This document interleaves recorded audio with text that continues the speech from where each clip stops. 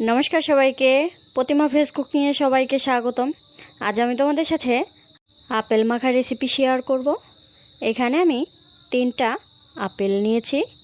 এখান থেকে এবার একটা আপেল আমি মাখাবো।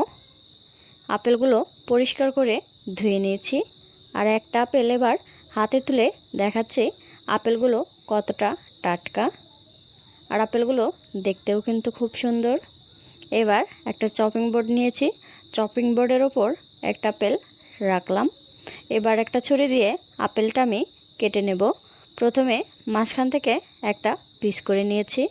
এবার একটা পিস সরিয়ে আরেকটা পিস মাঝখান থেকে কেটে নেব।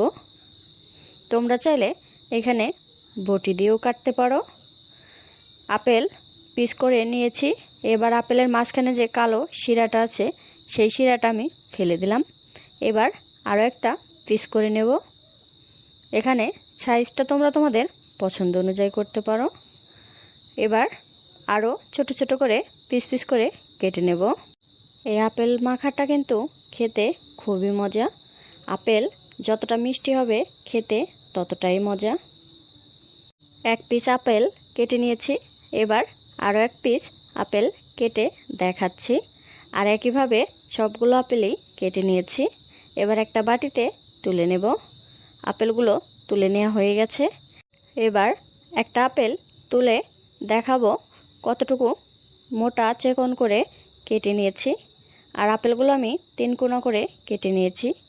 এবার অন্য একটা প্লেটে আপেলগুলো নিয়ে নেব। সবগুলো আপেল একটা চামচ দিয়ে ওই প্লেটে নিয়ে নিচ্ছি। আপেলগুলো নেওয়া হয়ে গেছে। এবার দিয়ে দেব মরিচ কুচি। এখানে আমি কাঁচামরিচ একটা নিয়েছি। আর এবার দিয়ে দিলাম ধনিয়া পাতা কুচি। আর দিয়ে দেব পরিমাণ মতো বিট লবণ।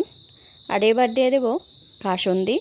কাসুন্দিটা আমি একটু বেশি করেই দেব, কাসুন্দি বেশি হলে খেতে ভালো লাগে। এবার একটা চামচ দিয়ে ভালো করে মিশিয়ে নেব।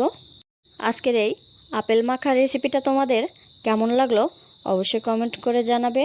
সবাই ভালো থাকবে, সুস্থ থাকবে। নমস্কার।